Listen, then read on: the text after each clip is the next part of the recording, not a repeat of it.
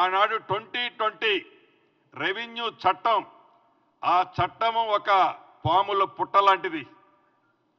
ఆ చట్టాన్ని సవరించే దాంట్లో పెద్దల కోదండరెడ్డి గారి నాయకత్వంలోని కమిటీ దేశవ్యాప్తంగా 18 రాష్ట్రాలు పర్యటించి వివిధ రాష్ట్రాల్లో ఉన్న మంచిని సేకరించి దేశానికి భవిష్యత్తులో తెలంగాణ రెవెన్యూ చట్టం ఒక రోల్ మోడల్ చట్టాన్ని ప్రవేశపెట్టాలని ఒక కోదండరెడ్డి గారి కమిటీయే కాకుండా కేబినెట్ మంత్రులమే మేమే కాకుండా ఈ చట్టాన్ని పబ్లిక్ డొమైన్లో పెడతామని ఈ నెల 2వ తారీఖు అసెంబ్లీ సాక్షిగా చెప్పి 2వ తారీఖు నాడే పెట్టి ఈ పబ్లిక్ డొమైన్లో పెట్టిన ఈ రెవెన్యూ చట్టం మీద వివిధ వర్గాలు, మేధావులు, గ్రామీణ ప్రాంతంలో ఉండే రైతన్నలు, అనేక మంది అడ్వకేట్స్ ఇచ్చే సూచనల్ని, సలహాలని, మంచి వాటిని సేకరించి ఈనాడు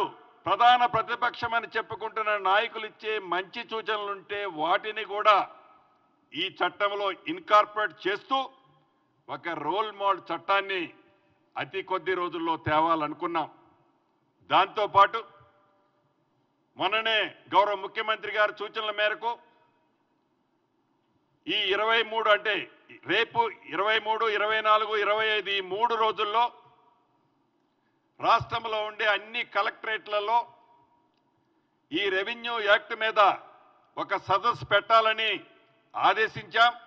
ఈ సదస్సు యొక్క ముఖ్య ఉద్దేశము ఎవరైతే పబ్లిక్ డొమైన్లో వారి సూచనలు, సలహాలు ఇవ్వలేని వారు ఎవరైనా ఉంటే సైంటిస్టుల దగ్గర నుంచి మొదలెట్టి మా మీడియా సోదరుల దగ్గర నుంచి మొదలెట్టి సూచనలు ఎవరైతే ఇవ్వాలి అని అనుకుంటున్నారో ఇచ్చే ప్రతి సూచనల్ని మళ్ళీ జిల్లా లెవెల్లో కూడా సేకరించి వాటన్నిటినీ హైదరాబాద్ తెప్పించుకొని క్రోడీకరించి రాబోయే కొద్ది రోజుల్లోనే కొత్త రెవెన్యూ చట్టంతో పాటు ధరణిలో ఉన్న అనేకమైన లొసుకులన్నిటినీ సవరించి తెలంగాణ రాష్ట్రంలో ఉండే సుమారు 1,60,00,000 ఎకరాల భూస్వాములకి ఈ ఇందిరమ్మ ప్రభుత్వం ఒక భరోసానైతే ఇవ్వనుంది గౌరవ ముఖ్యమంత్రి రేవంత్ రెడ్డి గారి నాయకత్వంలో.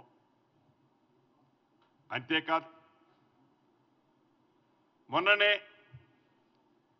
ఏదైతే ఈ తెల్ల రేషన్ కార్డుల సబ్జెక్టు ఎప్పుడో 10 సంవత్సరాల క్రితం తెల్ల రేషన్ కార్డులు ఇచ్చింది ఆనాటి ప్రభుత్వం. తర్వాత అధికారంలోకి వచ్చిన ప్రభుత్వం ఎక్కడైతే ఎన్నికలు వస్తాయో, ఎక్కడైతే బై ఎలక్షన్స్ వస్తాయో ఆ బై ఎలక్షన్ వచ్చిన ప్రాంతంలోనే తెల్ల రేషన్ కార్డులు కానీ, ఆసరా పెన్షన్లు కానీ, దళిత బంధువు కానీ, ఏ కొత్త స్కీమ్ అయినా చివరికి సర్పంచులకు సంబంధించిన బిల్స్ కానీ ఈ బై ఎలక్షన్ వచ్చిన కాన్స్టిట్యున్సీలోనే ఆనాటి ప్రభుత్వం ఇచ్చేది. కానీ ఈ ఇందిరమ్మ ప్రభుత్వంలో కేబినెట్ సబ్ కమిటీని కూడా గౌరవ ముఖ్యమంత్రి గారు నిర్ణయించారు. సబ్ కమిటీ మీటింగులు 2 మీటింగులు అయ్యాయి. రాబోయే కొద్ది రోజుల్లోనే ఈ రేషన్ కార్డు అనేది 2 సెక్టార్లుగా విడగొట్టాలన్నదే ఈ ప్రభుత్వం యొక్క లక్ష్యం, ఈ ప్రభుత్వం యొక్క ఆలోచన. ఈ ప్రభుత్వం ఆలోచన కాదు, సామాన్య ప్రజలు కోరుకుంటున్న ఆలోచనే ఈ ఇందిరమ్మ ప్రభుత్వం యొక్క ఆలోచన. దాంట్లో ఒకటి రేషన్ కార్డు, రెండవది హెల్త్ కార్డు. ఈ రేషన్ కార్డుని, హెల్త్ కార్డుని బైఫర్కేట్ చేయాలన్నదే ప్రజల సూచనల మేరకు ఈ ప్రభుత్వం నిర్ణయం తీసుకోవాలనుకుంటుంది. దీన్ని కూడా ప్రొలాంగ్ చేయకుండా, టైం తీసుకోకుండా వీలైనంత తొందరలోనే వీటికి శ్రీకారం ఈ ప్రభుత్వం చుట్టబోతుంది.